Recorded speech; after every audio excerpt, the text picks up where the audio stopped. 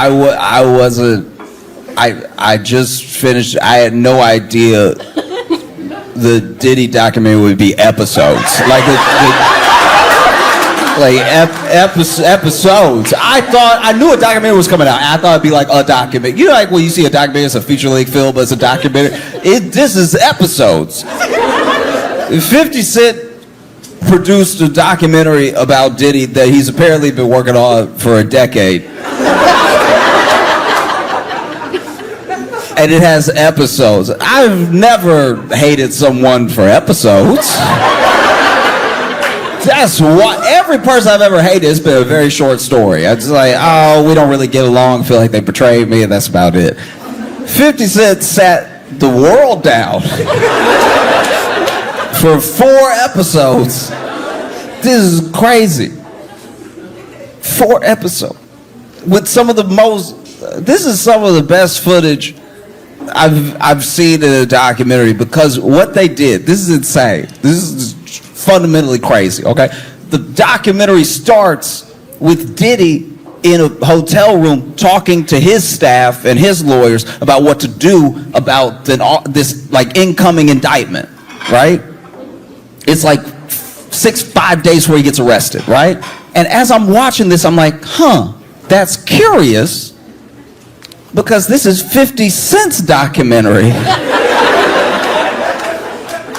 about Diddy, yet there's a camera in Diddy's hotel while he talks to his lawyers.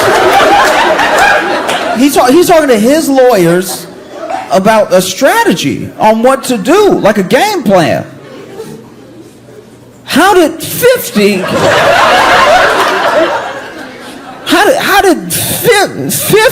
Cent get this footage? Is he in disguise? How is he in the room for this thing? And then this dude's like on the phone. Diddy is on the phone and he's talking about how we need to be aggressive, we need to come back. He literally says we need to get like the dirtiest, most like expert propaganda we can out there. Which, okay, insane to say on camera. A camera I think you know is there. That's wild. I just had this question in my head of like, how did they get this footage? Turns out that Diddy was making a documentary and he had started recording everything because this documentary was going to be about like his comeback, right? So he's like covering everything himself, recording everything himself, so he has his point of view out there, right? So then he was going to make a documentary. He thought he was going to beat everything and then make a documentary, release that documentary, and then get everyone on his side again.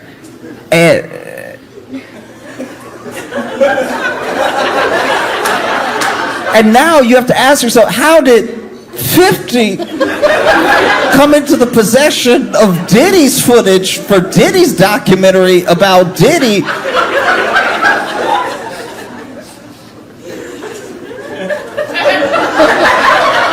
This is crazy because he's making a documentary himself, but then he took that documentary. Apparently what happened was that Diddy did go to jail and then he couldn't pay the cameraman.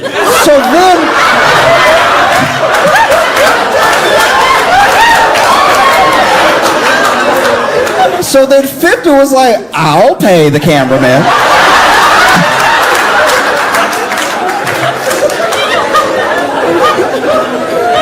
And Diddy is such a terrible person. He is such a terrible person that even in the documentary he was making about his comeback, it makes him look so bad that 50 didn't need to edit any of it. It literally, he already said on a camera he knew was there, we need to get the dirtiest, like most filthy expert propaganda we can out there. That was for his documentary. And then 50 took it and he was like, this will do nicely. Yes. This is fantastic.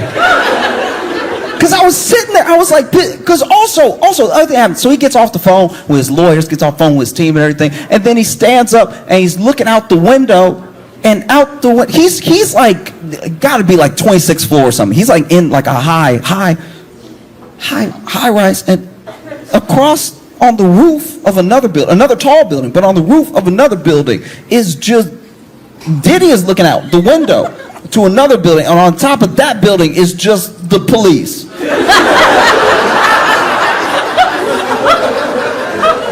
I'm not the police, so I don't know exactly how they operate, but that's the first. Usually in a stakeout, they hide. The fact that the police are outside Diddy's window on another building just like...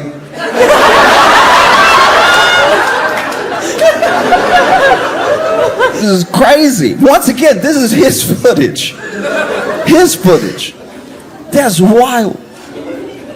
50 Cent has been promoting this documentary with glee. He's been going because he hates Diddy so much. He hate Diddy. You think you hate stuff. You do. You think you hate things. Oh, I hate racism. No, not as much as 50 hates Diddy.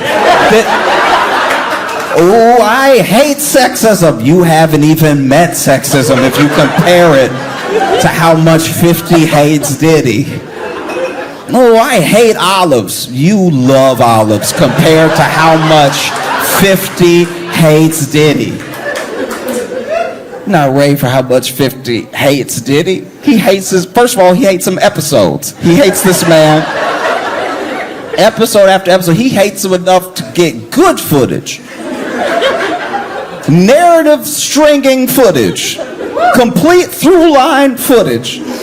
Never before seen footage. Man, he hates this dude. He's been promoting, he's been going everywhere, going on talk shows, everything. Goes on all these talk shows. This dude went on like MS Now, whatever they're calling it, and he's talking. I think he's talking to Ari Melber, and Ari's asking him, just seems like they're having a conversation about like him specifically, and they were like, "Do you have any like heroes, people you look up to?" And from what I could tell, 50 was basically like, I have people in my life that have accomplished things that I would like to accomplish, but I don't put anyone up on that level to just like call them my hero. He doesn't like deify a person like that. And then Ari asked him, what about like in your life, have you seen any like villains you don't want to be like, people you don't want pattern your life after? And he was like,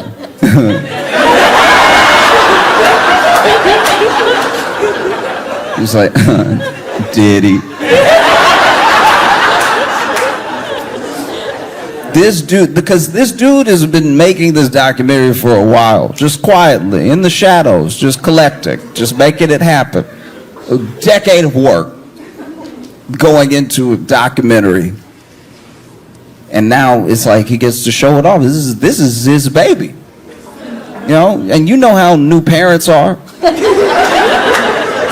You know how this is the miracle of life happened through you. You made this person that you see, it's changed your whole perspective on the world. You see this person now that you can't anyone brings up, how have you been late? How have I been? This person, the miracle of life, my baby. Look, do you want to see my baby? Do you want to see pictures of the baby? You have thousands of pictures of the baby. But no parent that I've ever met is promoting their child the way 50 is promoting this documentary series. This man went on, apparently, this is the rumor, apparently he went on like the ABC stations specifically to do the interview because ABC is one of the only stations they play in prison.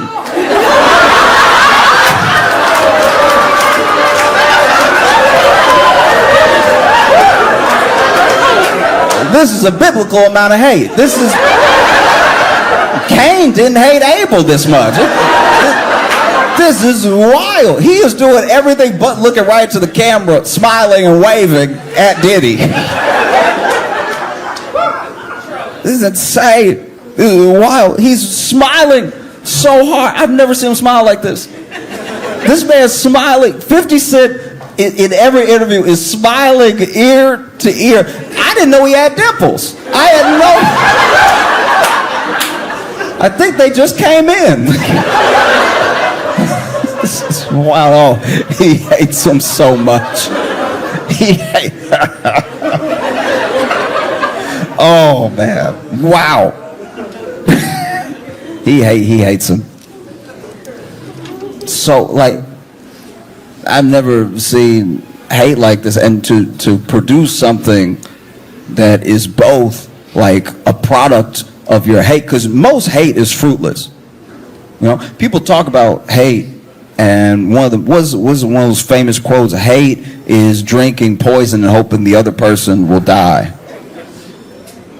Apparently, hate is also making a documentary series detailing how much everyone else should hate this person. One of the craziest things to me about the Diddy documentary is that the pure length means that he's more evil now. Now that we've got like a documentary about it, he's more evil now than a bunch of other historical figures. There are people from World War II that did not get 4 episodes on them anywhere. That's crazy. During the trial, I don't know if y'all saw this, but there were some people that were they were out there saying like free Diddy. They were out there, you know, with signs like picketing, like he might be innocent and maybe he was just another innocent black man being railroaded by the system. And apparently all those people were being paid $20 an hour by Diddy.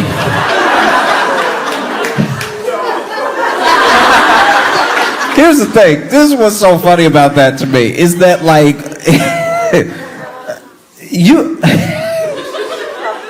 they're out there being like he's innocent, but they're also not hiding the fact that he is paying them to say that. And not only is he paying $20 an hour to stand outside and be like, yo, free Diddy outside the courthouse, but even while paying $20 an hour, he was only able to get like 14 people. Do you know how guilty you have to be offering up money and then people just pass it by the street like, I think I'm good. Do you know how many people could use $20? People literally, you know, get on the train asking for change in New York all the time. And even they were like, you know what?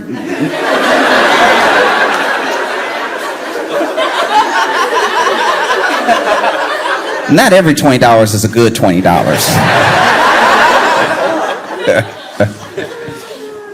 Oh, this documentary is insane because there's so much that we knew beforehand. There's so many things that we already knew where we were like, all right, this is, you know, we've all seen it. A lot of baby oil, way more baby oil than anybody needs, right? Which I will say this, watching the documentary now, knowing what we know, editing wise, they didn't need that many shots of baby oil. That does feel like 50 Cent was standing in the editing room like, no, and put some baby oil right there. No, they mentioned baby oil, so go ahead and throw to the baby oil. Okay. Oh, but you watch it and yeah, you already knew the things he was implicated in. You already saw, oh, okay, there's this shooting way back when, there's this assault of this other rapper, there's all these like whisperings, and then you watch the documentary, and I don't know how he did it. I don't know how 50 Cent did this. This man managed to get things we've never seen before. Do you know how hard it is to have never before seen footage of things from like 20, 25 years ago? Like, a good example is, in the documentary, they talk about how much Diddy may have had to do with the deaths of both Tupac and Biggie, right? Which is also insane that someone who can't rap at all may have deprived us of 2 of the greats. That's crazy. It's so disgusting. It would be like if Trump shot 2 of the presidents that were on Mount Rushmore. Like, it's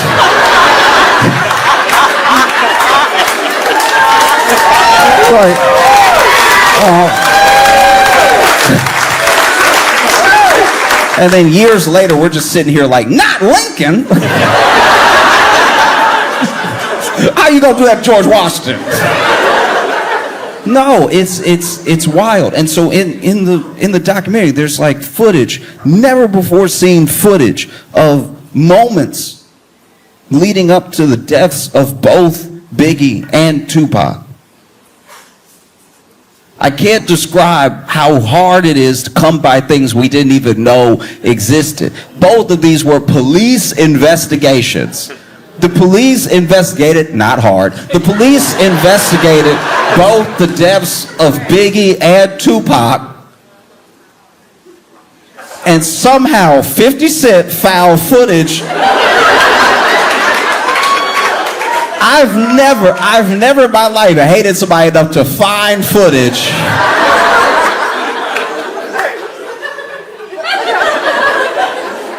There's like this video, and this is also, you gotta go back to when this happened. This isn't when everybody had like a footage maker in their pocket. Do you know how we are accidentally being surveilled at all times? All of us. I know you think you're not because maybe you don't have your phone out and you're not posting where you are all the time, but the phone knows. The phone is very aware of where you are. And the phone loves snitching. The phone, one of your phone's favorite things to do is hit up a Fortune 500 company and be like, we over here. In case you want to study our patterns, figure out how to advertise to us, we're right here. We are completely and totally surveilled all the time. People don't realize that, like, even if your phone is off, you were just taking a walk. Maybe you're like, you know what? I want to break. I want to break from everything. I'm going to take a quick break. I might even leave my phone at home. I'm just going to go for a walk.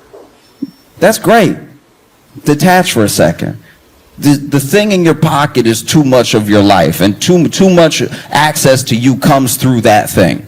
Like, sometimes just for the sake of your mental well-being, it's important to take a break from it, right? And you assume when you take that break that the phone can't even snitch.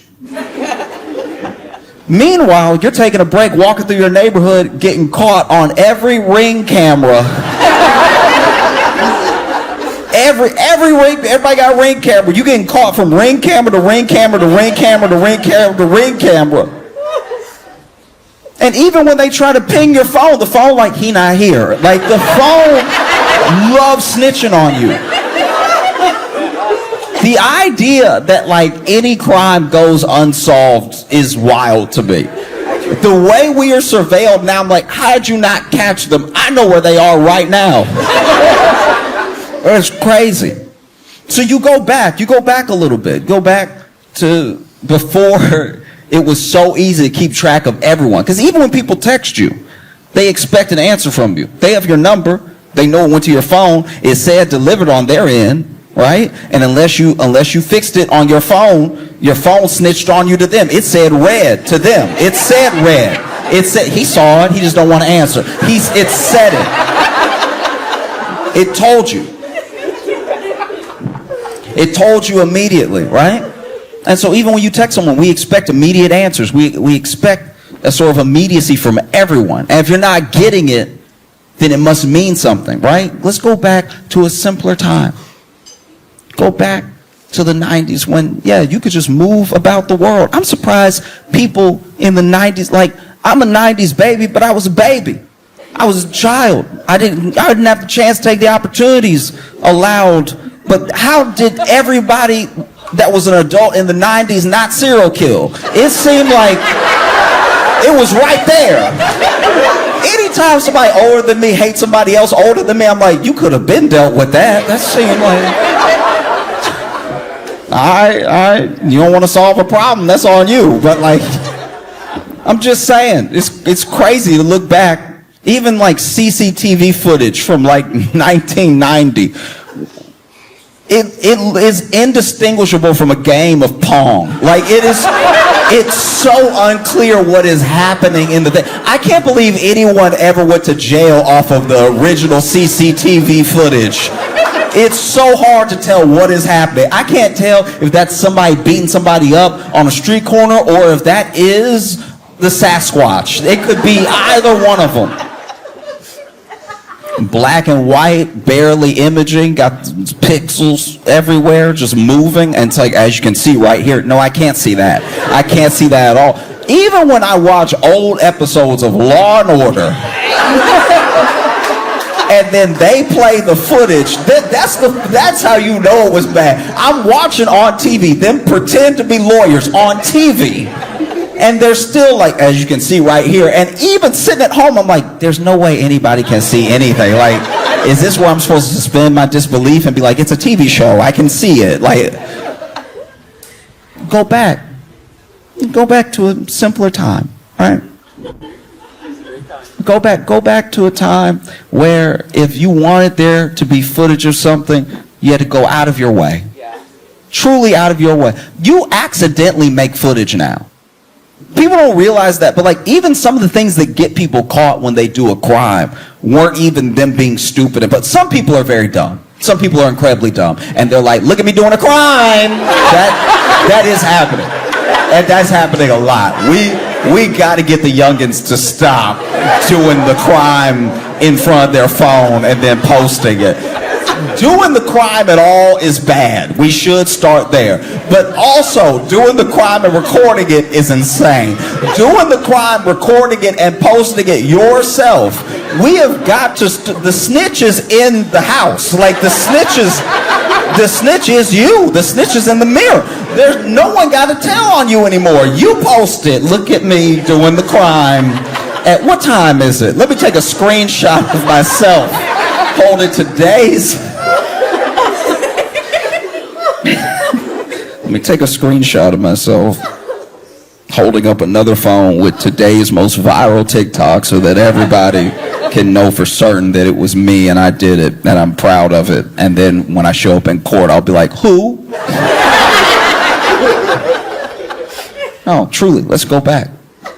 Let's go back. Let's go back to the 90s when you could just go for a walk, having, I don't know, killed somebody, and then I don't even, like, truly, I don't know how up until recently, up until like the true sort of overwatching surveillance police state that we don't really sit aware that we live in. Like until then, I'm blown away that a cop ever solved a crime. That's true detective work. If you go back to the 90s and you're like, there's footprints. These footprints, let's check the footprints against the shoes that have been made in the last 10 years. Like all that stuff is like real detective work. And when they caught someone, I think I would have been like, wow. How? This is crazy. Police now, they're just like, that looks like him in the video he made.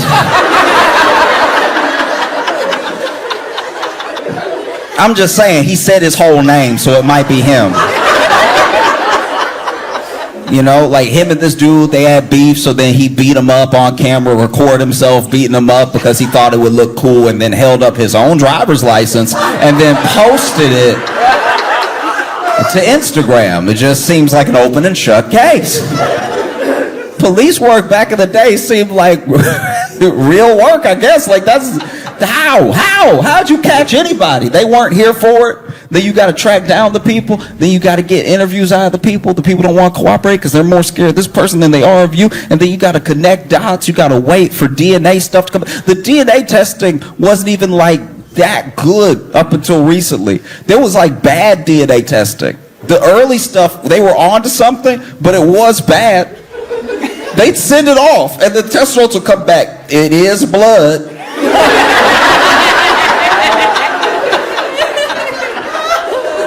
You haven't helped me at all. Whose blood is it?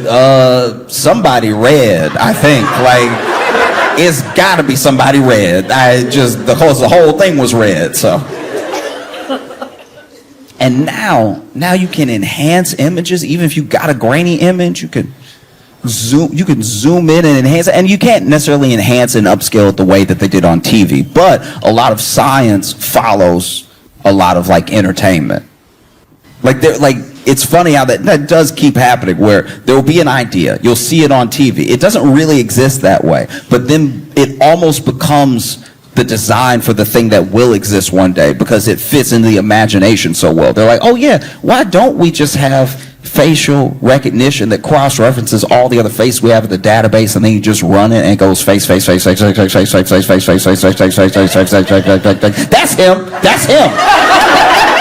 Wouldn't that be better? You know? But instead, you're talking about the 90s. You're talking about a time where you could just go for a nice long stroll, not be on camera anywhere potentially, depending on where you were. You know, you could make a call, you could make a phone call, and there would be a record with the cell phone company of who you called and when you called them. That type of thing was there. That level of like surveillance was in place, but they wouldn't necessarily know the whole content of the call. You know, not like now where people basically do phone calls for the world. You know, you see these voice memos that people leave, and I'm like, that's the most, you might as well have just told me and the company what you had to say. People will leave a voice memo, and some of them are very sweet. I always love getting a voice memo. I'm just saying, they've already got on your phone, we'll summarize everything. We'll summarize it for you. Actually, I learned to read a long time ago, so I don't need you to summarize anything for me. You'll see a text message. Text message will be from your mom, and it'll say, Mom expresses feelings of concern. But then you look at the company and you're like, why y'all read my text message? Like, we're not reading it. No, we're not reading it. We're not reading it at all. I'm like, that was a pretty good guess, though. When I opened the phone, it was my mom being like, I'm concerned about you. Just let me see my message. It's crazy. They don't do that anymore. You used to get a text message and then you would see like a little preview of it, and you could just read the preview, and based off the first half of the sentence, you could decide if it was something you were willing to reply to right now. You know? Because you can't just open it right away. It'll say read. But if you get a text message from someone and the first few sentences might pop up on your phone and it's like, where do you get off? You're like, all right, I'm gonna have to address that later. But now you get the text message and it's like a full summary of what you were definitely about to read anyway. That's weird.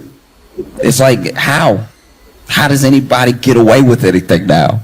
Especially now that crime is dumber. How does anybody get away? It takes you back to those times in like the 90s. Maybe you go for a walk, maybe you are just driving your car, and you're truly like free in a way. There's nobody really looking for every little move that you make. And in the case of Diddy, somebody should have been. Somebody should have been watching, checking the entire time. You know, you see in this documentary the relationship between Biggie and Tupac, the relationship between East Coast and West Coast, and how so much of the actual troubles were like orchestrated. They were stoked by Diddy. Like, Biggie liked Tupac. They were cool. And then Diddy was jealous of Pac. Diddy was jealous of Pac because Pac was everything he wanted to be. You know, he was charismatic. He was truly like a poet that could make you understand where he was coming from. You did not have any sort of similar life experiences to him at all, but he could express himself in a way that brought you in. No matter where you came from, there was real connection there. He could build and he could bring together real community, right? And so for that, he was loved. He was instantly accepted. He was praised. And if you're someone like Diddy, you see that and you're immediately jealous of it. It's everything you want to be. He's good looking, he's young, he's successful in a way that comes from his effortless talent and his hard work. He's everything that Diddy wanted to be, and that Diddy knows he isn't or wasn't. You know, Tupac was a rapper.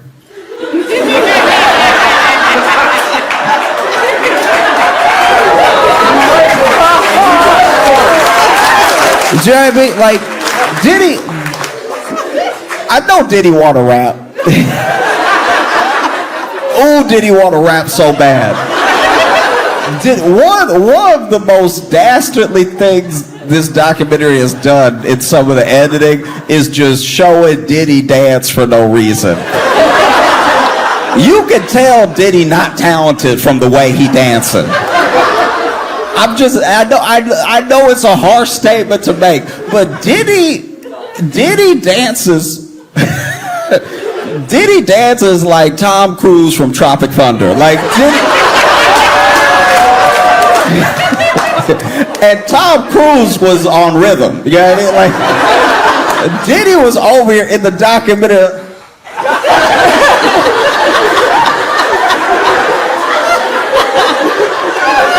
Like he was trying to land a plane.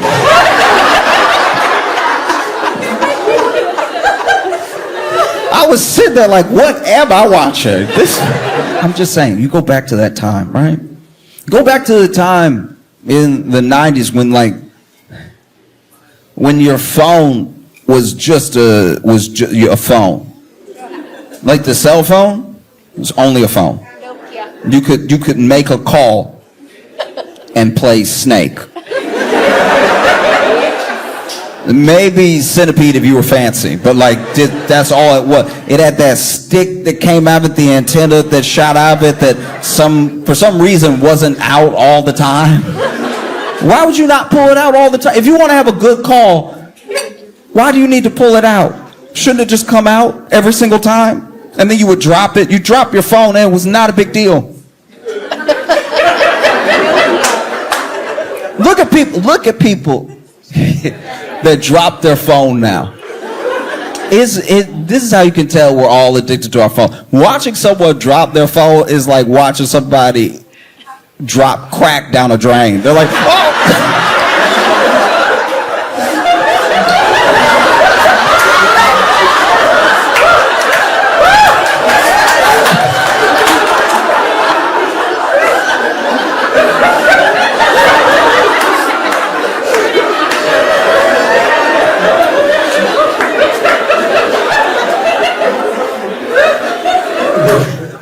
They had never before seen footage of the moments leading up to both Biggie and Pac's death. Never before seen, and not never before seen as in these are the tapes we've been looking for the whole time. We didn't even know these angles existed. That's crazy. And that's very hard to do.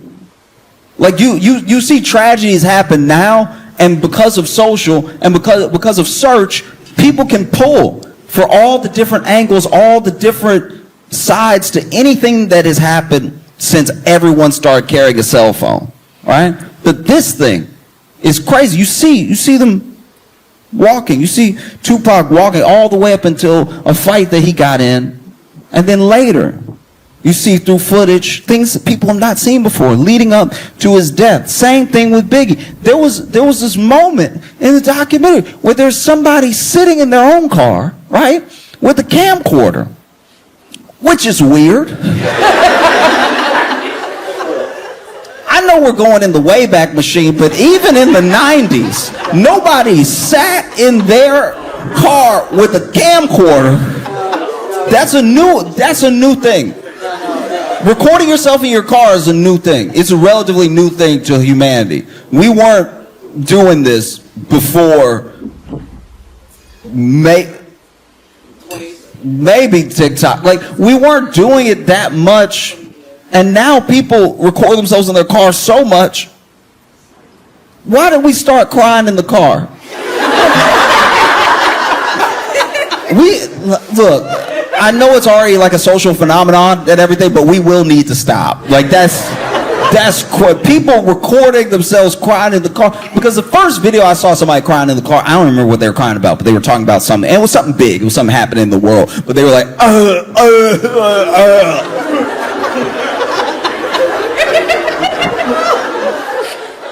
And I saw them in the car.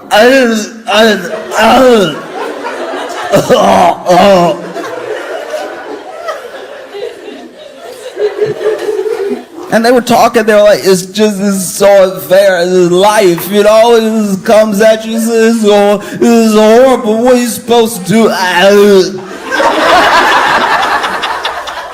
And I remember sitting there like, okay, all right, they're making some valid points, I understand why they're upset, but who recording them right now? This is terrible.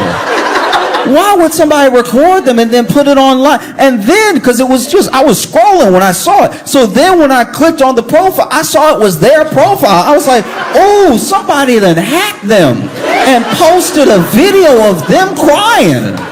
That's terrible. This is a true demon that got a hold of their footage and then posted to their page of them crying. That's so embarrassing. Ooh, I hope they find justice, right? I was so interested, genuinely. I was so perplexed at what was happening, because then the other people commenting weren't addressing the fact that this person crying is their like, no, I seem to be the only one confused about what was happening. Everybody else in the comments was like, keep your head up, you know, like all this.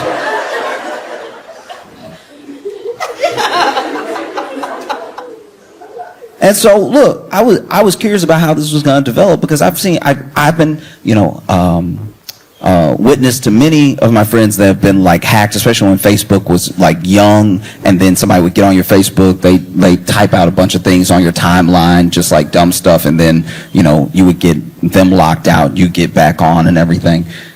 So I've seen this before, but I don't know, I was so invested in how this person was gonna come back from this that I did follow them, right?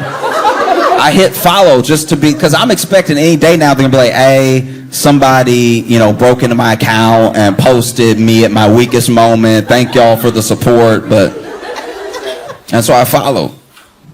And then a couple days later, I saw another video. I saw the handle, and I saw a profile picture, so I saw that it was them again. And I'm sitting here scrolling up, and they're in their car again. And then I'm thinking, oh, okay, this is where they're going to say, like, hey, somebody broke into my account. Thank y'all for the well wishes and everything, but I'm good. I don't want y'all to see me in that light. That was a very weak point for me. And so when I scrolled up, I'm fully expecting them to say the thing I just said. But then they started talking. They were like, yeah, I just wanted to reach out to everybody. Thank you all so much. You know, the comments you left and the messages I got really touched me and everything. And just, and I was like, no, wait. There's no way, though. No. And then I put it together. I was like, wait, they were recording themselves crying in their car. That's the most private time to cry. We need to go back, just for the sake, once again, of our mental health as a nation. We got to go back to just having a crash out, parked in the car, and let that be history. Like that. You are not your best when you cry in your car. I would throw it out there that maybe you don't want people hearing what you have to say when you're to the point where you break it down, parked in your car somewhere. Stop broadcasting it. This is bad. This is very bad. Because it's not, I've never seen a cry in my car video and been like, oh, yeah, that'll change things. I'm just saying, like, if you in the car, right? If you in the car,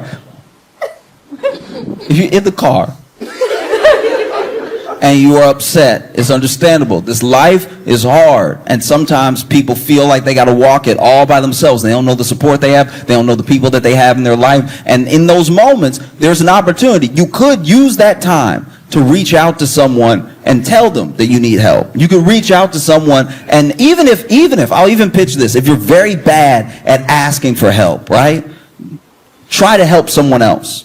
Because the same bond that leads you to help someone else will then have them looking out for you whenever things are down for you, right? You have this thing in your phone. You have this thing. It's incredibly powerful, right? It tells everybody where you are. Government, friends, everybody. Everybody know where you are.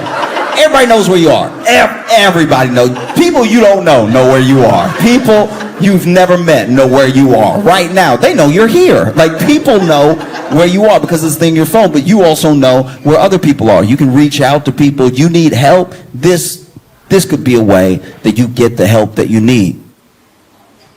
It could be.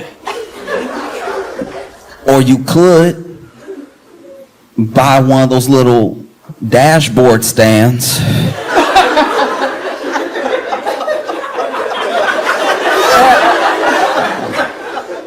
You know, and it's got that little knuckle on it that you put the thing on from the back of your phone and you...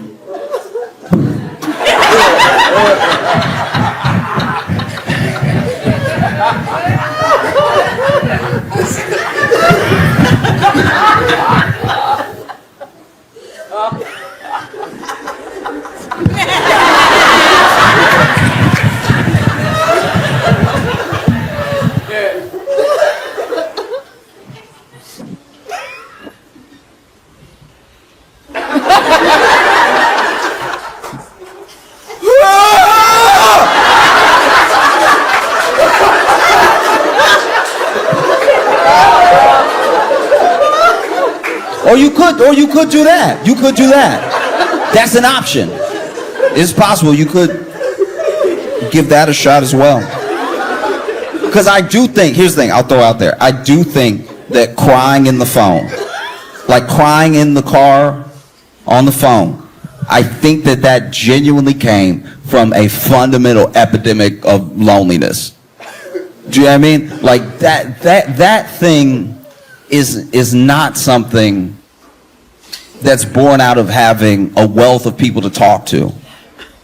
You know, it comes from being in a place where, sure, everyone will like shirk it off. They're just looking for attention, whatever. But I think it goes deeper than that. And I think it's people like literally, genuinely crying out for someone to hear what they have to say, for someone to have their back, for someone to get them, right? And so they reach out to the whole of the internet, and then what they get back in return, sometimes it's a bunch of hate, sometimes it's a bunch of love, whatever it is, sometimes it's just people, keep your head up, whatever.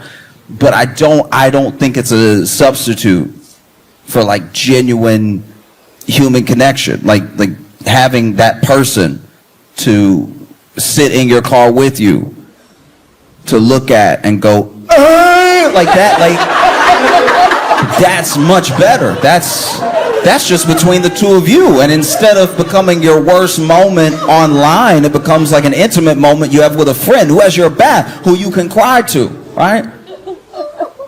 I said all that to say somebody in the 90s was sitting in their car with a camcorder, like a camcorder, do you remember what this was? It was this metal with lenses in it and buttons, way too many buttons. They had more buttons than what the camcorder could do. The camcorder is over here promising all that good stuff, and then you hit the button and it look exactly the same. Nothing's changed at all. Sitting there with the camcorder.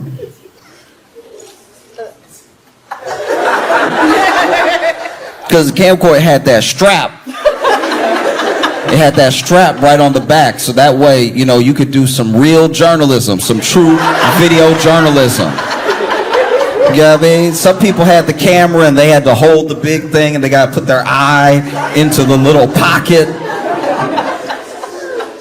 Not with the camcorder. Camcorder even had the little screen popped out. And so you just had it ready. Bow! I see everything. Where were these cameras even from? It's crazy. Where is the camera from? Because there's a thing that had never been aired before, where someone is in their car and they're like, "Is that Biggie?" And then you hear pop, pop, pop, pop, pop. Oh my God, they just got shot. Somebody called somebody. And then you hear like someone who's like in the car calling 911, but you see from their perspective, first of all, who are they? Where have they been this entire time? That's crazy. Where did they?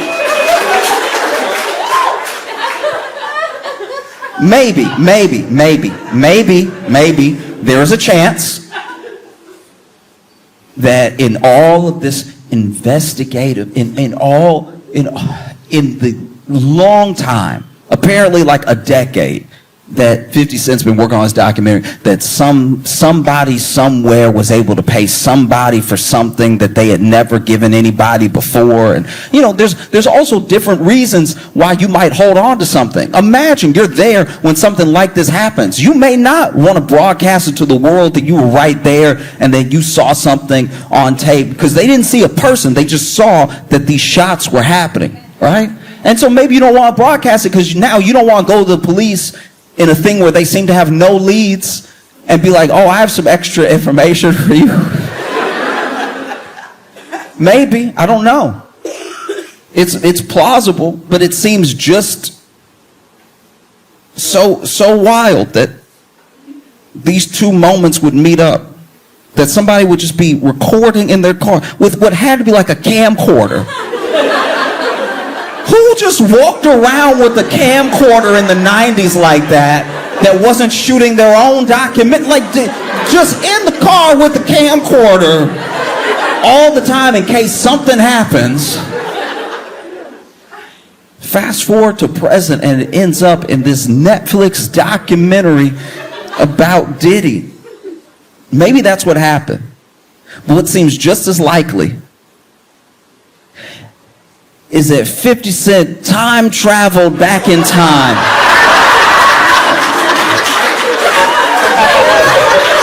With the camcorder, right?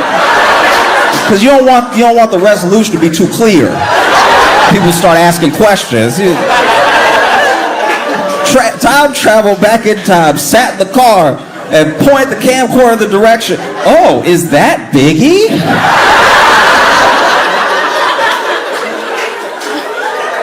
Pop, pop, pop, pop, pop, pop, pop. Oh no, someone shot Biggie. I'm gonna go back to the future. And there's so many, it's a documentary so full of detail, you almost have to rewatch it, because then there are things that go over your head the first time where you don't even realize how evil the thing that Diddy was, because so much information is flying at you. It's like information, here's a tidbit, here's an interview, first-hand account, somebody was there, baby oil. Here's another tidbit, here's a first-hand account, here's what someone had to say, here's something that we didn't even know Diddy did, baby oil. There's so many instances of them cutting to baby oil that sometimes some of the evil gets a little lost. The idea that this man might have had so much to do with Biggie's death and then went on a campaign like he was Biggie's best friend in the entire world. It's not just insane that people let him get away with it. What's even worse is that he, through this memorable event, right, all throughout Bed-Stuy, Biggie's funeral, right, and then no one knew, I didn't know until I saw the documentary, that he made Biggie's estate pay for that funeral. Yeah, like that's... And if you get too distracted by the baby oil, you might miss that detail.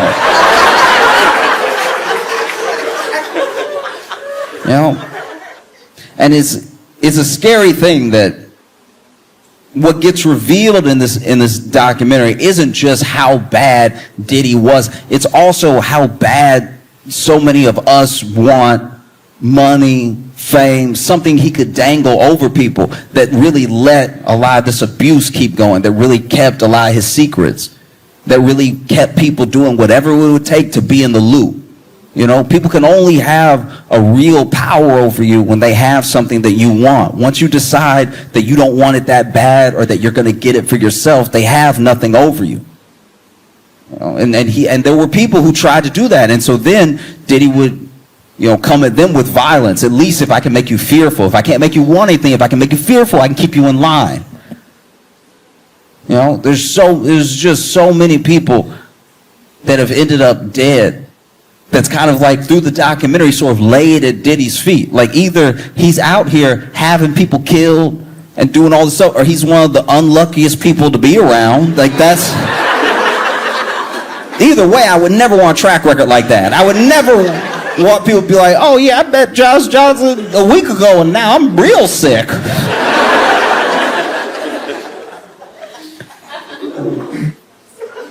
One of the things that's so harrowing about the documentary to me is that you see how long Diddy got away with things that people are saying plainly that he just did. They're saying, no, this thing just happened, and then everyone was acting like it was normal, and everybody was acting like it was normal because apparently it was normal. It was normal for him to do all these things, whether he was beating up somebody, he was abusing somebody, he was stealing from somebody. All these things were like incredibly normal, and it's genuinely terrifying that something like that was able to become normal for a person. But it was able to become normal because there are in instances, is a hard judgment to pass, but there are certain instances where you see a shade of someone who is big and bad and powerful and using all that power for evil, and you see a shade of that in even some of the people around them that they might be mistreating. There were plenty of people that were like cool with all this mistreatment until it came around to them. Or they were cool with everything that Diddy was doing, as bad as it was. They could look the other way, they just wouldn't acknowledge it, but then they got fired. You know? And there is no Diddy without a bunch of little Diddies running around wanting to be like him, wanting to emulate that sort of thing, wanting to have power just so that they had choice what to do with it. Because one of the things that people with power like to do is they love to rob you of your choices. You know? There's always a choice to a degree. It may not be a choice that you like, but they love to rob the sort of feeling of freedom you have over your choices. You can make very hard choices. Someone could walk up to you and say, give me all your money or I'm going to kill you. And you could say, kill me. You could. It is a choice. Some people would say that's no choice. It is. It is a choice. They said, give me all your money or implies a different outcome. Right? Do this or this. That's your choice. It's not a good choice. Don't get me wrong. It's not something that I envy. It's not even something that I'm saying it's easy to walk away from. It's easy. It's scary. It's scary when someone with power wants something from you or they want to take something from you and you don't know how you're going to survive, right? But they don't get away with this thing. It takes time to become the person that Diddy was. It takes decades. It took him decades. It took everyone looking the other way for little things then big things for so long that finally he does seem like this unstoppable, unbeatable force. He does beat people down in court. He does beat people down in person, right? But these people can't get to where they are without us. They can't get to where they are without us looking the other way, without us slightly condoning, not quite condemning. They can't get that way without us. These people just don't come out of the woodwork. He started as this kid who didn't even drink, who didn't do drugs, but he had an idea in his head of what a man was and what a powerful man was, and he wanted to be those things at any cost. And so he took it upon himself to start himself down that road. Fast forward 20, 25 years later, this is the type of person who thinks he can beat people in front of cameras. You know? And what does it take to take down a person like that? Because they seem so powerful. They have so much money. Diddy valued at billions, right? What can you do to a billionaire? How do you take a person like that down? One piece at a time. All of us. It takes all of us not looking away. It takes all of us doing something. You know, because people have said in the documentary, people have said in interviews that when Diddy is like in his element, he's untouchable. You would think he was a god. But when you're alone in the room with him, you see, not only is this just a man, this is like still that like kind of scared kid, kind of insecure kid, right? That in no way condones anything that he's ever done. That in no way is like an excuse. I'm just saying that's like the truth. The armor is a facade, you know? One of the craziest things that has happened since the documentary came out is that Ja Rule came out against 50 Cent and called him a snitch for making the documentary, which is not a popular side to take. That is weird. It's a weird thing to say when no one was talking to you at all. That's not a smart career or business move. You saw someone who still hates you produce a documentary for Netflix about someone else they hated that is 4 episodes long.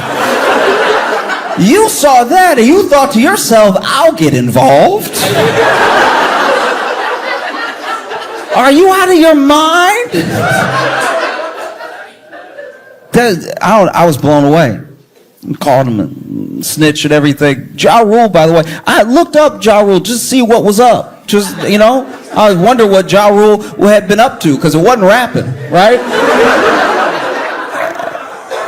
And most recently, the last time Ja Rule made headlines was because he got punched at a Brandy and Monica concert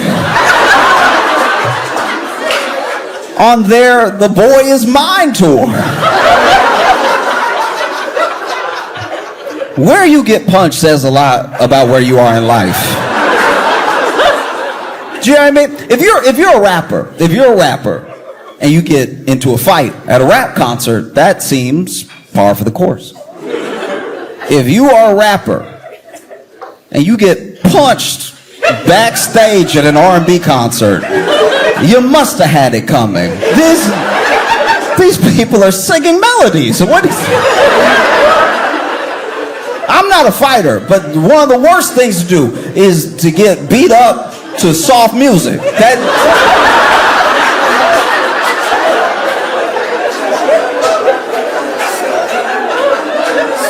Imagine now. Imagine I went to a gospel concert and got slapped. You'd be like, well, he must have had it coming because they're here to worship. This is crazy. You got punched. And then he posted a video of himself, smiling at the camera, showing he didn't have like a mark on him or anything, which would be badass, except you got punched in the back of the head. Like, your face should be fine. If you have damage on your face from being punched in the back of your head, I'm very sorry to report you are dead, sir. That's what happens when you die. If you get hit in the back of the head and it affects the front. Imagine you get punched to Brandy's music. I've talked about it before. I've had fights. I'm not acting like I've won all of them or anything. But imagine if I got whooped to Taylor Swift. You wouldn't be able to respect me. Even when I hear that "You belong with me, son," I flinch. Like, that would change your whole life, getting beat up to Taylor Swift. Or like Maggie Rogers. Like you get beat up to some indie music. Would destroy your reputation. I don't even know why would Ja say anything? The last notable thing you did was Fire Festival. Like you didn't go to jail, but Billy did. But you were his partner. You were in all the pictures with him. That's crazy. The only thing scarier than the documentary is that Diddy's gonna get out.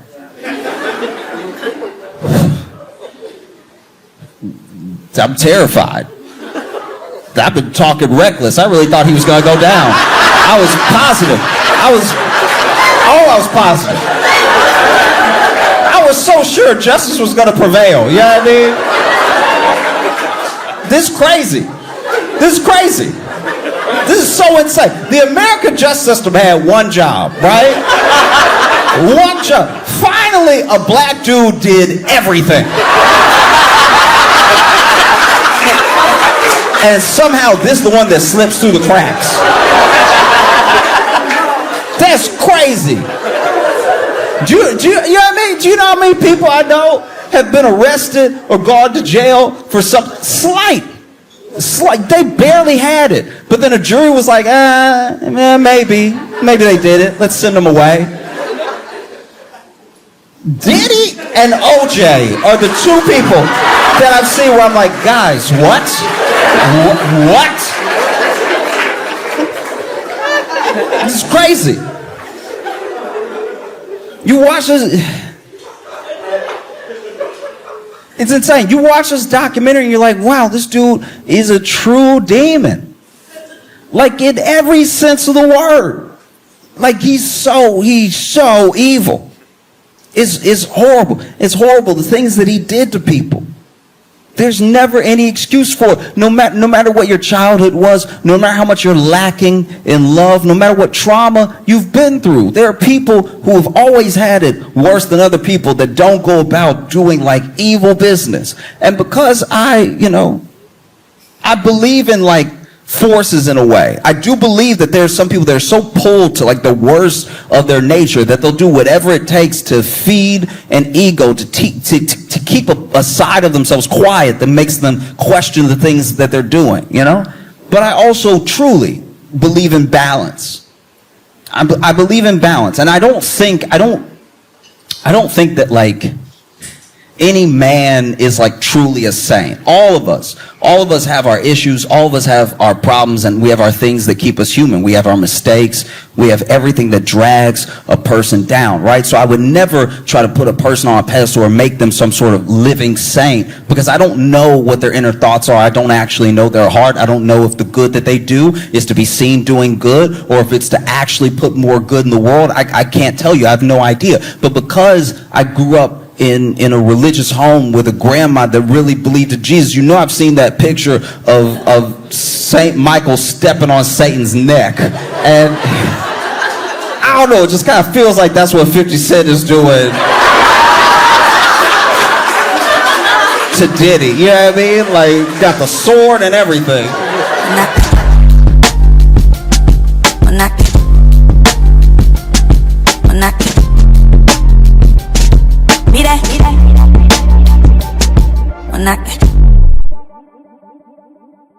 Y'all are in for a treat. Give it up for Josh Johnson!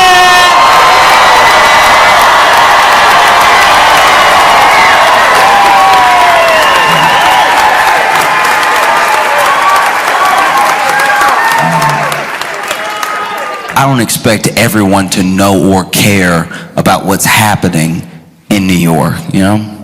Which is why I was surprised that the nation seems so gripped by New York City's mayoral race.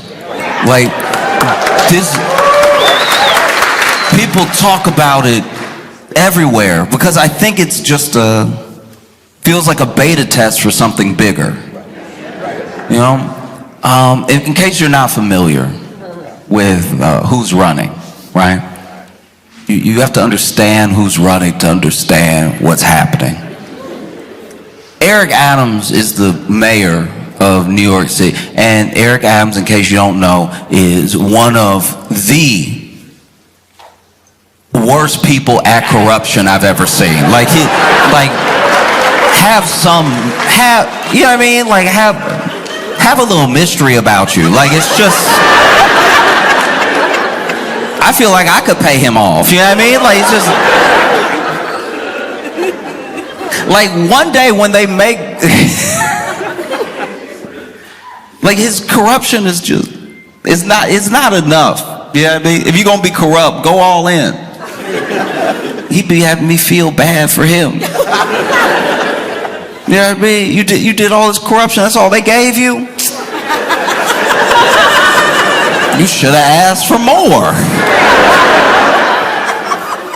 I was very upset. If they ever revisit this chapter in New York mayoral history, everybody gonna be disappointed. Be like, flights? He went down for flights? Just tickets? You know what I mean? You had a dude in Illinois at least going down for gold bars. That's real corruption.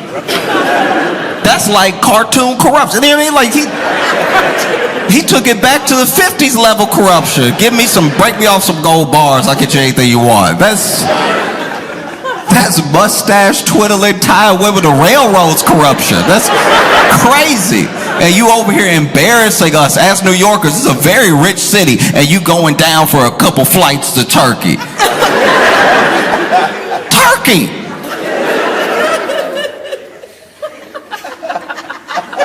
It's insane. But anyway, this dude got indicted while in office, but because he has no shame, everybody was like, he gonna step down, right? Like, he got step down once he's indicted. That's too embarrassing to go to work indicted. The closest thing I can imagine to, like, okay, okay, this is bad, my bad. Look, so when I was a kid, I mean, I was a little bit older, but my buddy's dad got in trouble, and he got a little time. He had to do like a year, right? But he did, one of the crimes, I still don't understand this, one of the crimes where you get to report to jail.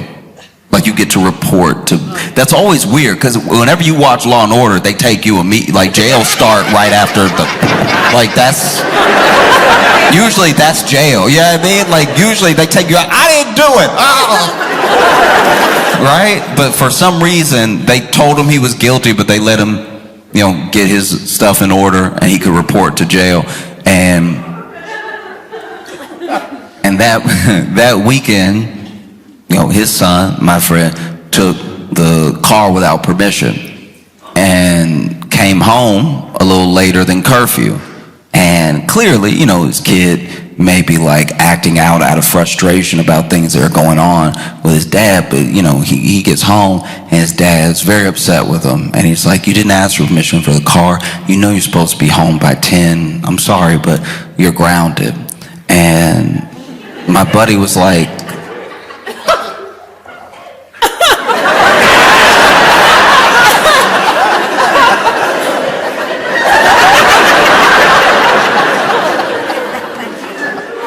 no, I'm just throwing it out there, because which one of us got to go to jail on Monday? Like,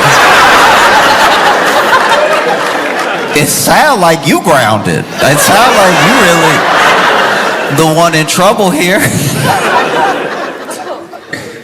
And that's kind of what it felt like with Adams. He's like, still trying to be a mayor, talk about crime and stuff.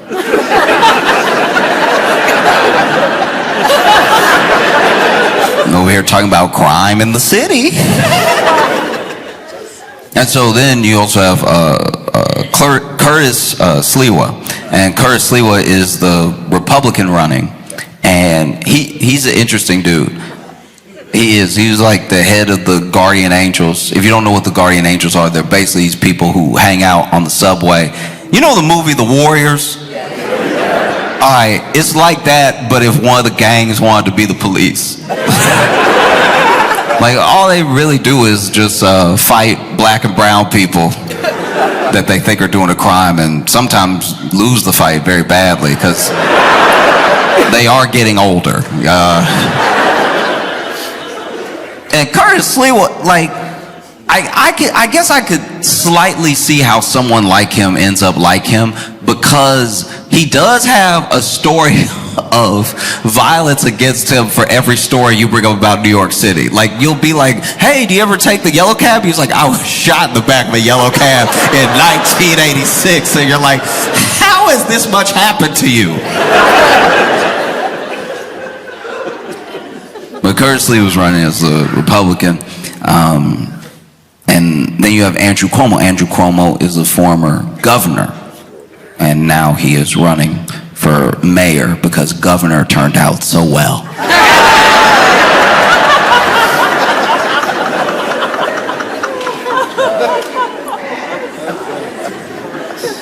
And then you have Zoran Mamdani.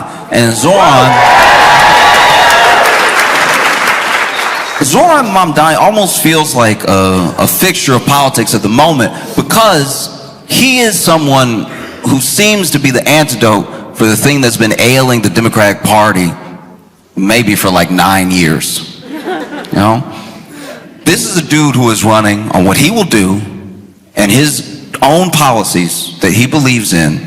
And it's one of the first people, Democrat or Republican, that is running without really having to say anything about Trump. He has his own ideas. He has things he wants to do for the place that he is running. He's not running on being not like Trump or closer to Trump or someone Trump will call or someone that Trump hates. He is not using Trump in his orbit. People bring him up, but he himself is saying, I want to make the buses fast and free. I want to have free child care. I want to freeze the rent for rent-stabilized homes. And I want to make sure that we hold bad landlords accountable. Things that are very specific, because that's the other thing that it feels like the Democratic Party has been missing, is a clear and concise plan for a policy, something that you can attach yourself to, that you don't really need to get in the weeds for. Because I'm not saying that Democratic senators and Democratic candidates have not had good plans. I'm just saying that once you need a graph,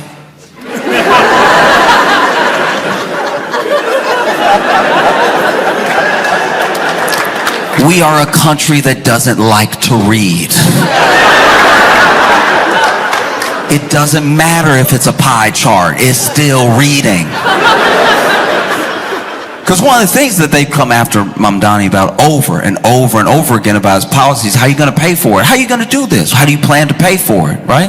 And one thing that he's done very well is had a quick and simple explanation for his plans to pay for something, So when they ask him about maybe the bus system or maybe more rent stabilization, he'll say, oh, we already spend this much money. So for the buses, he's like, we already generate $700 million in a bus fare. I think that would, is clearly money that we could use towards a free bus system. Also, all we have to do is raise the corporate tax rate and we'll have billions of extra dollars that could go towards childcare, billions of extra dollars that could go towards like a bus system. And then they're like, well, how do you plan to pay for it? Raising the corporate tax. Well, what will happen if you raise the corporate tax? People will leave. Where you raise the corporate tax to?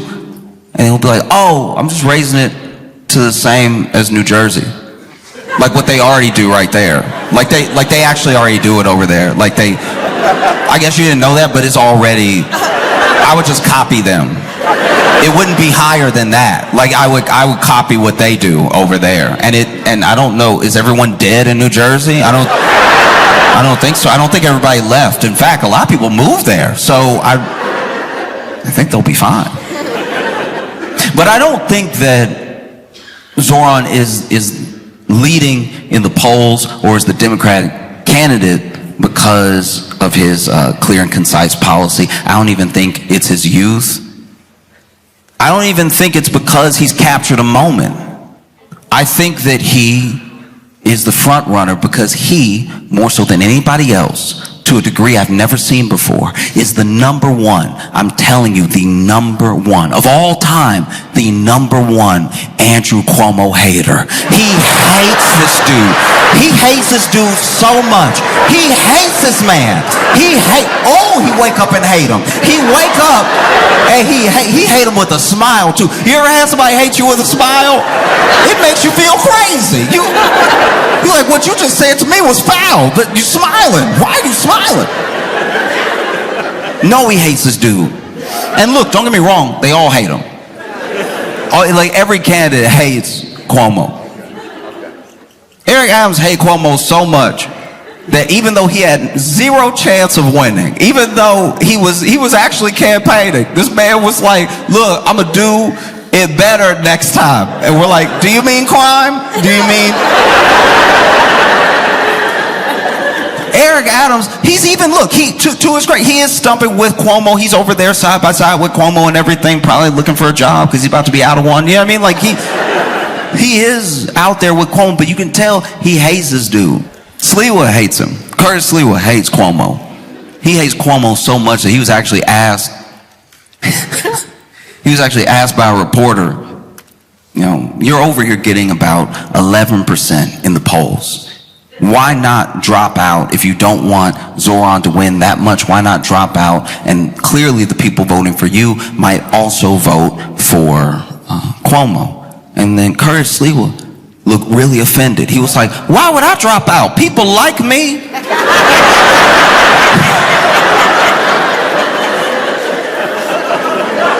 This man is running as a Republican in New York City, and he's still like, I'm not going to drop out if it helps him.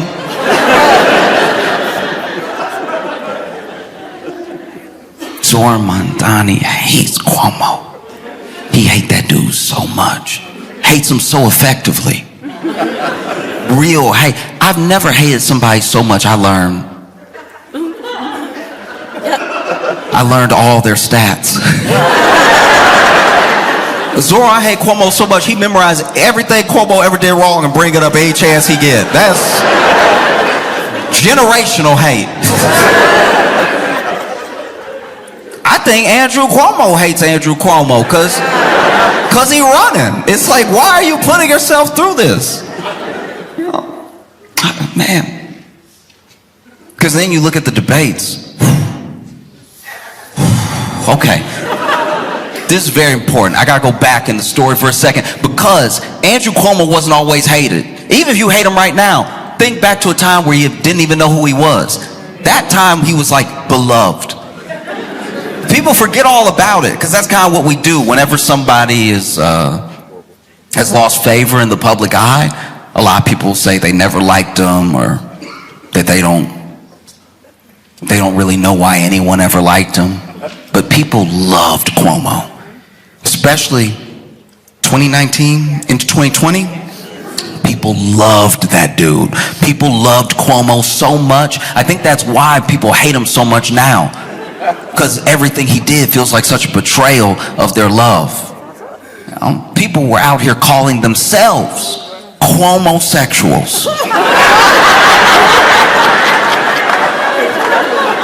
Look it up. That's a real thing. People loved him so much. And then he got popular around the same time that like Zaddy became a term and everything. So he was riding some of that wave and stuff. And you know, there were people, oof. Cuomo couldn't go anywhere without middle-aged women fawning. They were like, oh, he's so handsome. They loved Cuomo. And then COVID came.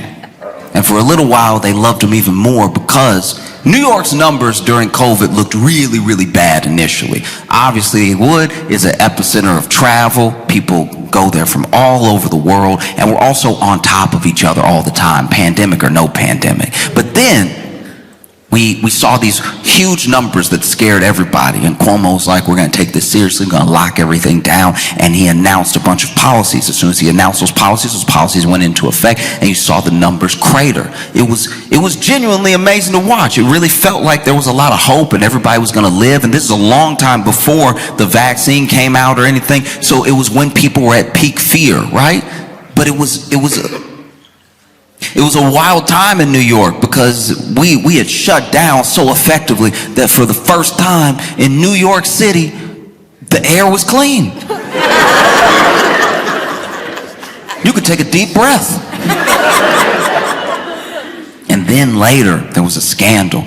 Basically, it was exposed that Cuomo was doing some of the same things that Ron DeSantis was accused of doing in Florida, because Florida also had some pretty good numbers during COVID, which is weird because they didn't have any real shutdowns. They didn't have any real like mask regulations or anything like that. But then both Cuomo and DeSantis were caught just not reporting or telling people not to report certain numbers. And it turned out that New York was looking really, really good in certain sections of the lockdown, except for nursing homes. And so the thing that's really important about that is that if you see the numbers going down and you've set up a bunch of policies, you'll think, okay, we should just keep doing this, see if the numbers go down further, right? If the numbers go up, you're like, clearly we need to change something. So because we did not have those markers of spikes, We didn't change things. And so there were a lot of seniors that died that didn't need to. They died in nursing homes because of protocols that just didn't have enough evidence around them and weren't the best practices, right? And he was covering it up. Some were saying by 50%, right? And so people started to like him a heck of a lot less. And then at the same time, basically in tandem, he was accused by about 11 women of sexual harassment. Then it was 13. That's stats. Those are numbers. Double digits, you doing it. You are clear. 13 women who don't know each other all got a story about you. That's you. You doing it. All of a sudden, nobody was Cuomo sexual anymore.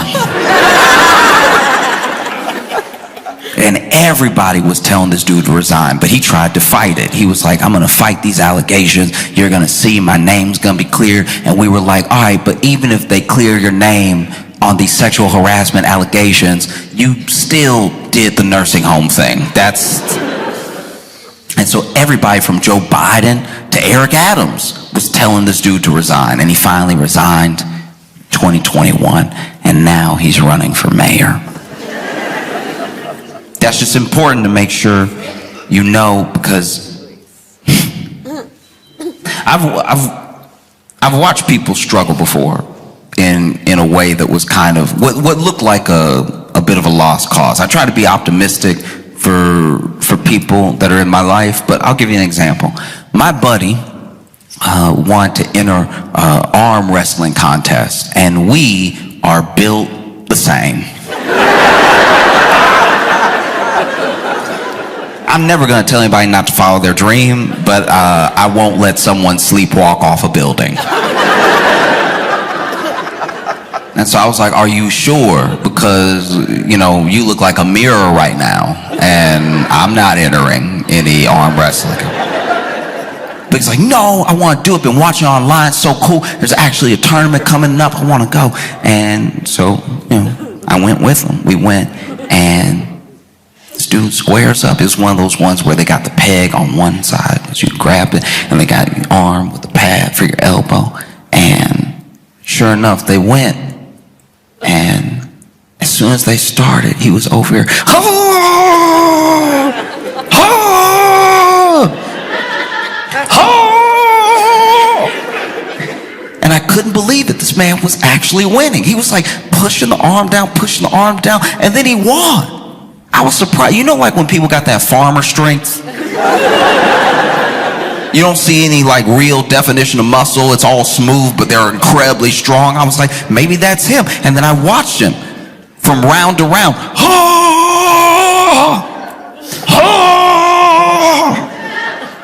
This man got to the semifinals. And at the semifinals, somebody walked up who really did look like a final boss. In my head, I was like, you've done very well for yourself. It's time to pack it up before he take that arm for good. It's gonna pop right out the socket. You're gonna leave with one. And sure enough, he squared up. And then they told him to go, and he, oh! But this was different. This dude wasn't really moving, but he was really strained, even leaning a bit. Oh, and then he started to make noises he hadn't made in the other rounds. Oh! Oh! Once you scream in an arm wrestling contest, you have lost something. This man, oh! Oh! Oh! And he's straining, and he's straining, and he's straining till finally he goes, oh! Oh!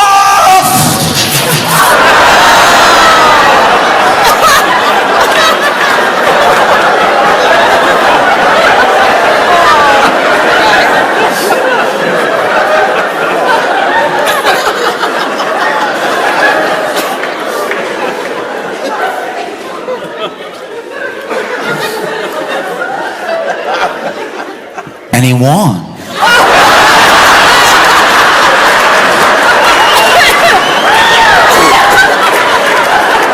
Now, to be fair, he won because the other guy went, ugh!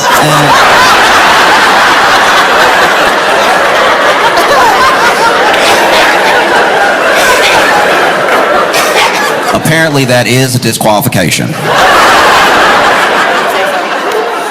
Yeah, even when we were in the car ride home, we did have to leave. He didn't get to go to the finals because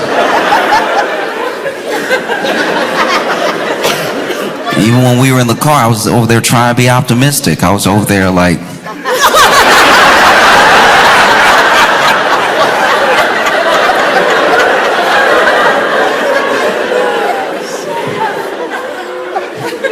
at least you won.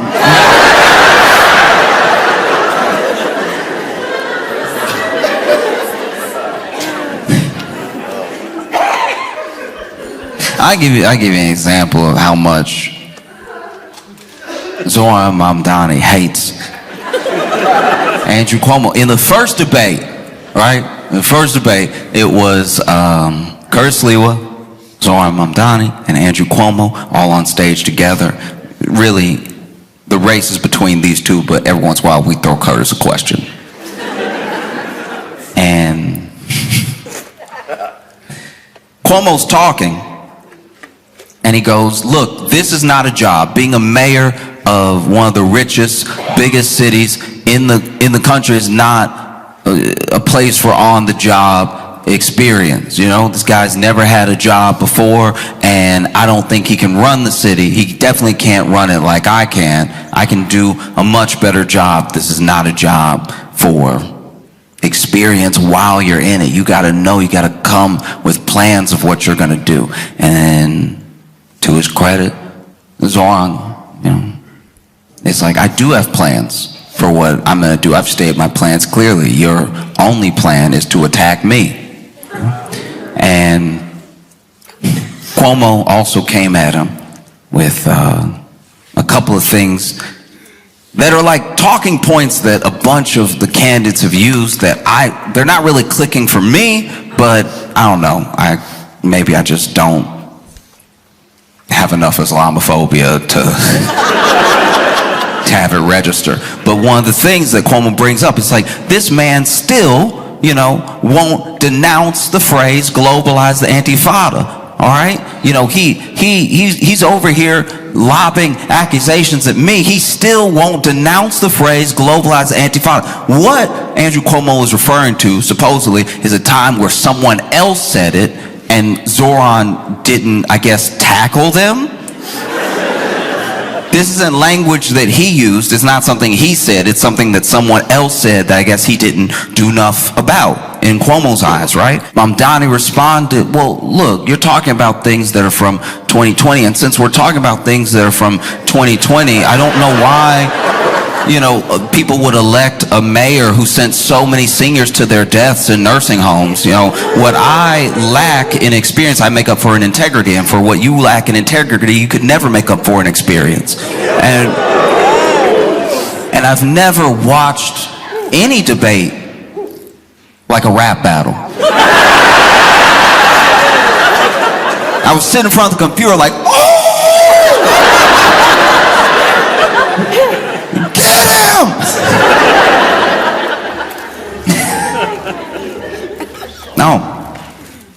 No, it's wild.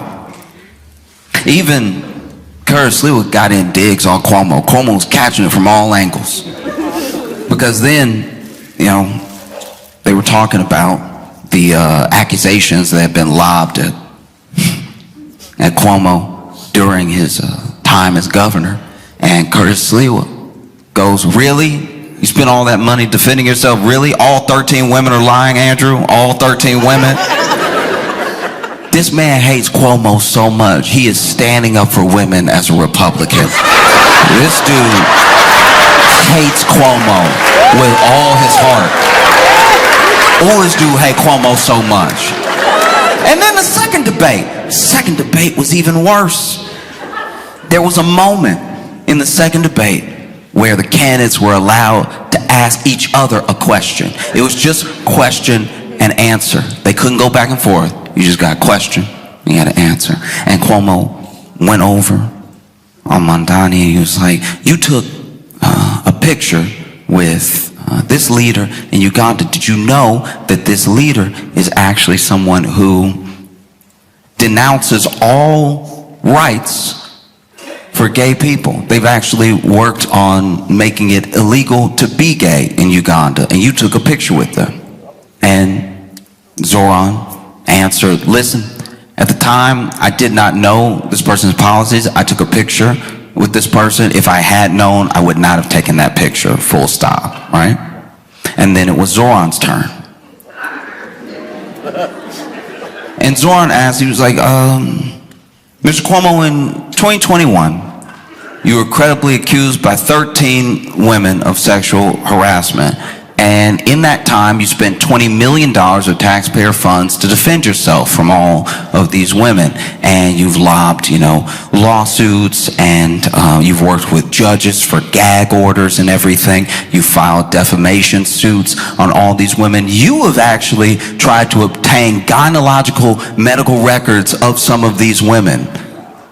Well, one of those women, Charlotte Bennett, is actually here tonight in the audience. And she can't even tell her story or speak for herself because you've lodged a defamation suit against her. But I can speak, so I want to ask on all of their behalfs, what do you say to the 13 women that accused you of sexual harassment? And it's in that moment I realized I wasn't hating to my full potential as a person. You know what I mean? Like I am a C-tier hater when it comes to this level of hate is unprecedented. I thought Kendrick hated Drake. This is truly wild. Because what can you do if you're Cuomo? I'll tell you what he did. He went,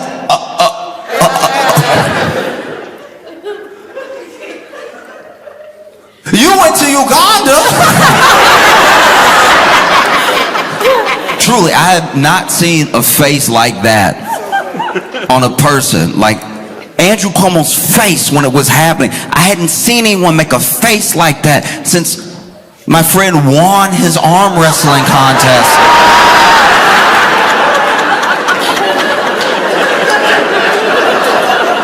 I feel like the same thing was happening to Cuomo that happened to my buddy.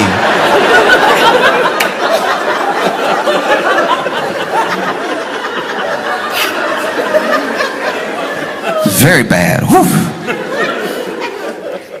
And Zoran is still leading in the polls, and one of the reasons that I think that he's still leading is because some of these efforts to stop Mondani have only helped him. Only helped him, because billionaires have come out in force against every policy and against Zoran as a candidate. And that says a lot. They're like accidentally making him more popular.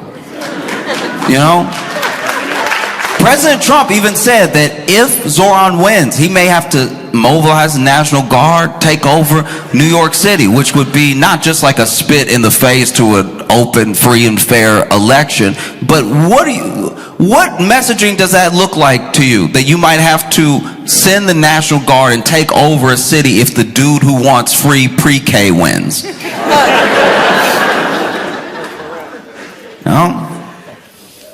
Like all their efforts, they've spent so much money.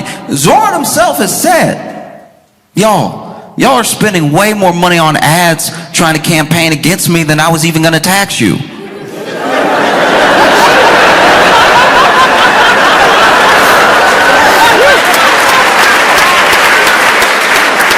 You don't want it that bad, and why don't you want it that bad? That's crazy. There's something happening here, and I think that's why it's got so much tension across the nation. I think that America's very good at telling a story, and America is a salesman unto itself. It's like a salesman of a dream and of an idea, and people, one of the things that Trump and other people have said about Zoran is that he's a communist. He says he's a socialist, but he's a communist. And maybe that would have worked like 20 years ago.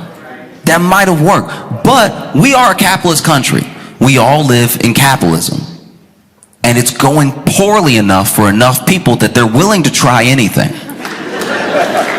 So calling someone a communist, this sort of Russia red, China red scare, it just doesn't hit the same when people are working jobs and still can't afford to feed their families. And then along comes someone with not just a lot of energy, but a lot of hope that says it doesn't have to be this way. Look at what they do over there.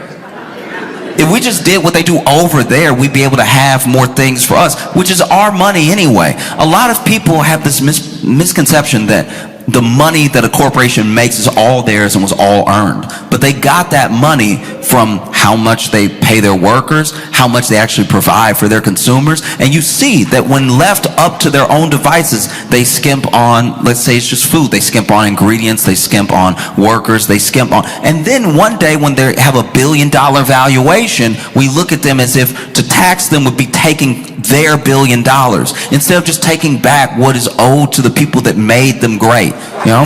And so I think that what is so scary for people about Zoran that really don't like him is that he is a reminder to a lot of people that you are a citizen, you're not a consumer, you are a constituent, you're not a customer. Like the story that gets told now, especially by our politicians, is that if you ask for what is owed to you, what is actually yours, you're asking for a handout. But you already paid for these things, and you pay them. So the idea that these people would all stand together in unison against this person who just wants to make the bus free should tell you something. And all of them stand together against him in the way that they are, with all the money they're throwing at him, and with all the fear-mongering that they're doing, it is having the opposite effect. Because now, to vote for him, even if you don't even like him, you get to stick it to a billionaire, people you already don't like. So what you've accidentally done is made voting for him like kind of cool as well. It would be like if you didn't want someone to date someone else, but the way that you lobbed things at them, the things that you said about them to try to discourage this person from dating this other person, would be like if you sat them down and said, oh, you don't want to get with him. No, his penis too big. He's just...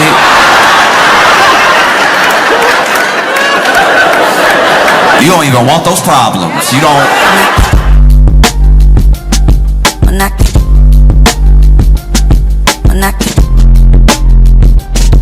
Mira.